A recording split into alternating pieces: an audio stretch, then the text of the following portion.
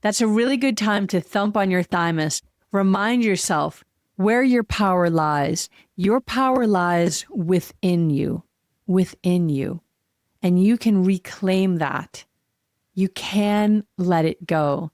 You can be strong enough. It doesn't matter what any of the Kardashians are doing today. I promise you, you can have a beautiful day, and you will have a beautiful day when you reclaim yourself at the center of your story.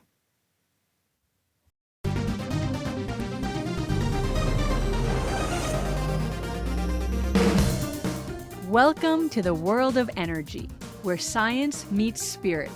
Ancient wisdom merges with cutting-edge knowledge, and the possibilities for a healthier, happier you are endless.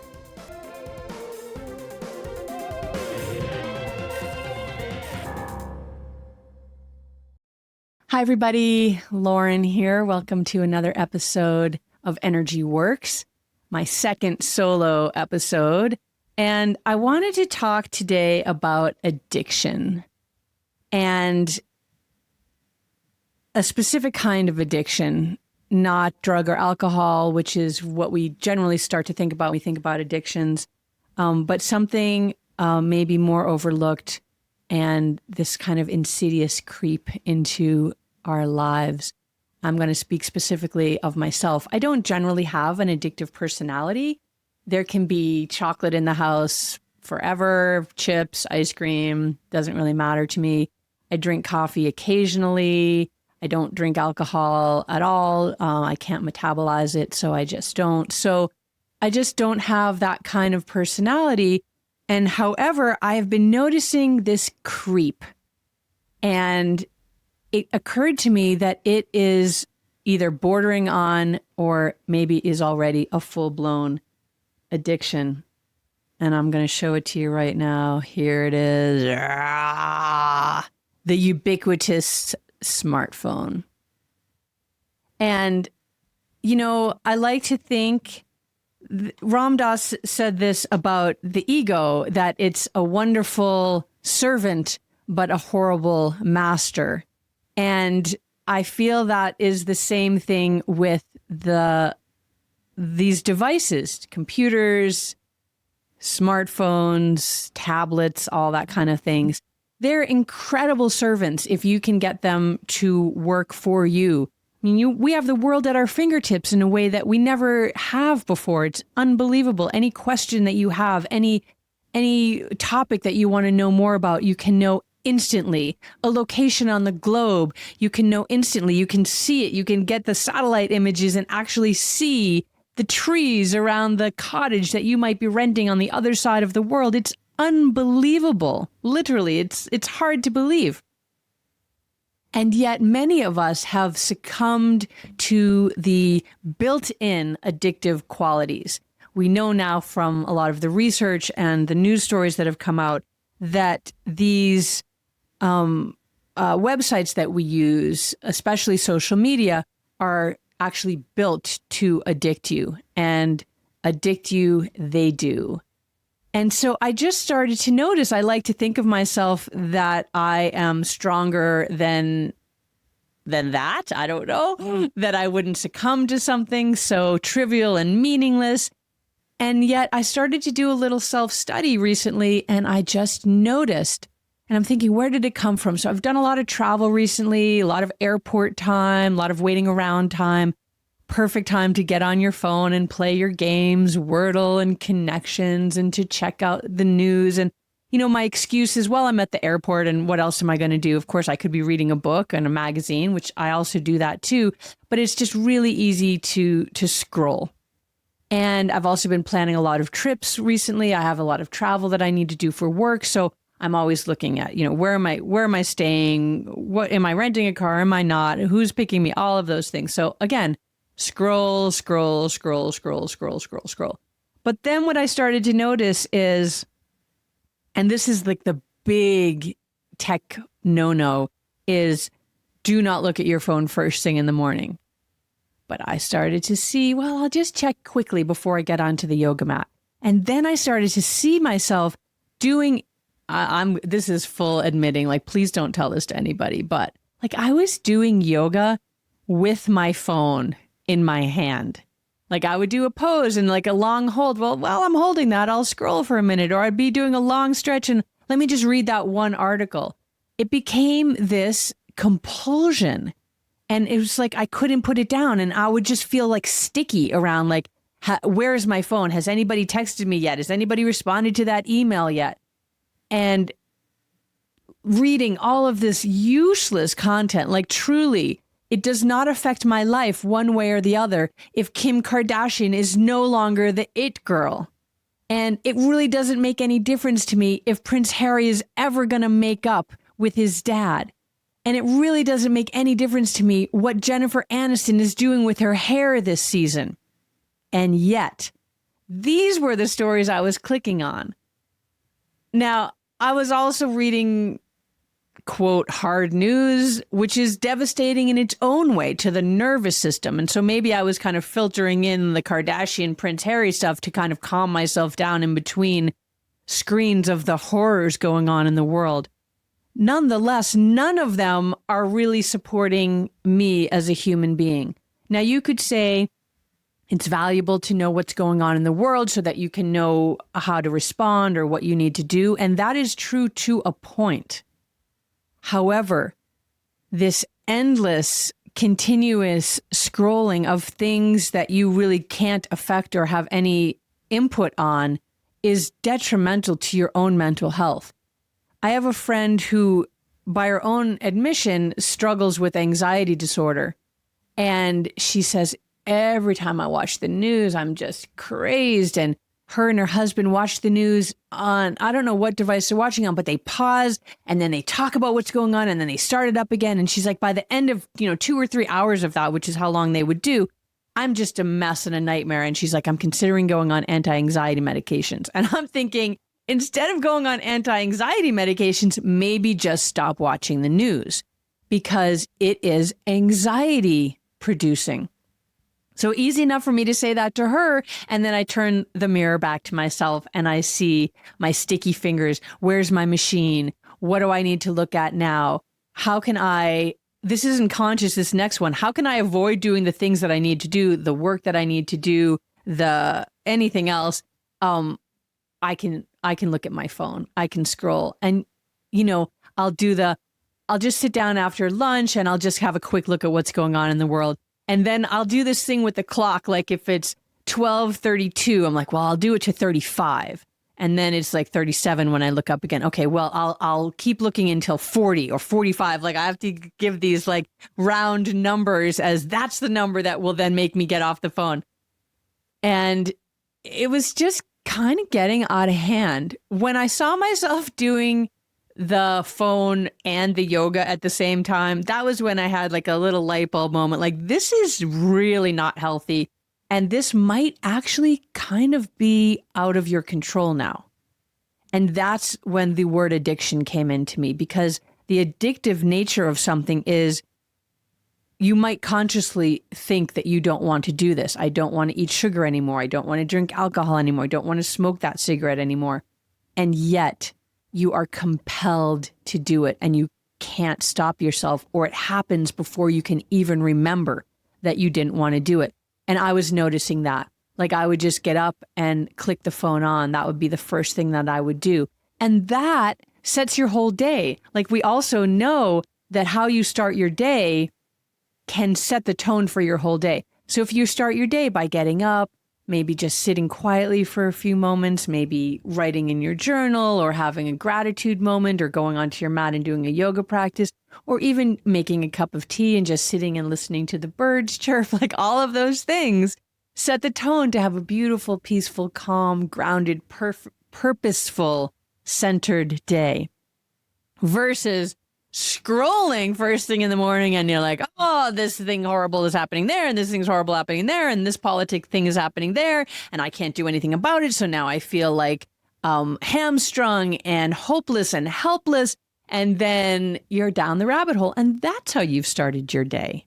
Doesn't feel very healthy, does it? So I decided that I was going to put some structure to my use of this very powerful device. because we could go the Luddite version, right? And have the flip phone. And I know I have actually two very close friends who have the flip phone. And so I could go that way. I still have my computer where I'm spending a lot of my day with work. And it's funny, I don't do as much time eating on the computer because I really am there just to do my work. And when I finish all that, the last thing that I want to do is scroll, but I'll get off the computer and then I'll get on my phone and lie on the couch and scroll. So it's really just a weird thing. Something about having it be that small and that it can go with you anywhere. And you're in line at the bank and maybe scroll. And you're at line at the grocery store, maybe scroll. You're waiting in the doctor's office, maybe scroll. And then you look around and everyone's scrolling. Everyone's hunched over their phone, scrolling. And it's so disruptive to our way of communicating with each other, our way of being with each other, our way of being with ourselves. I remember back in the day, when we didn't have all of these things, just being, just sitting, waiting, being present with whatever was. Do you remember boredom? When's the last time you felt bored? That is a really powerful emotion state to be in. It's the place of nothing that then powerful things can emerge from. Deep presence and witnessing and focusing, looking at something. That is how science began. And we don't do that. We don't take the time anymore to just do nothing, to look up at the sky, to talk to a stranger because the stranger and you are in some place and there's nothing to do. You're both waiting. And then it's like, hey, oh, where are you from? Oh, up. And all of a sudden you have a new friend. We don't do that anymore. We isolate ourselves in this false sense of community that social media can give us, that we're connected to all of these people and all of these places all around the world. Even this idea of feeling connected to our heroes or the stars, whether they're movie stars or sports figures or political figures, we feel connected to them because we're following them and they post and we can read it in real time. But that's not real connection.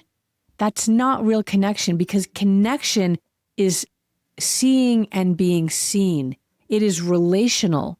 And what we're doing with our phones is unidirectional. Even when we're posting and getting back and forth and we get into it with someone on social, that can raise up all of our emotionalness, all of our emotions, right? But it's still not relational because we're not sitting right there in a room with someone having a conversation. And some of the absolute cruelties that happen on social media would never happen in real life. Even if you're one of the people, and I'm going to full disclosure here, I have posted in anonymous ways on some media that I am not proud of. And I've gone back then and erased them and, all that's reflected. Why was I so cruel or why was I so mean? Things that I would never do in real life. That's not the same as not calling someone out for their bad behavior. I think that's acceptable. But the way that people do it on social media is really cruel. And I want to say unacceptable. And all of these things happen when we start to become addicted to these devices and we start to feel controlled by them. And more, we're finding that this is happening to adults. There's a lot of research on kids and devices, and now there's starting to be school systems, entire school systems, which don't allow kids to have their phones during school hours, which is amazing. It is such a brilliant and kind of seems like a no-brainer, but it's only, I think, 4 or 5 states that do this, not all of them. So it's not that much of a no-brainer, even though it feels like it should be. And so while we're limiting screen time for children, we don't look and limit our own screen time. And that's exactly what I decided to do because it was getting out of control. And so I just put it down. Now I'm not allowed to pick it up before my yoga practice. I'm not allowed to just, while away the hours. And what I noticed start to happen is not that I suffer from anxiety, but there was this like buzzy intensity feeling that I would feel quite often. Maybe it's anxiety adjacent. And I felt it start to come down. My calmness start to come down.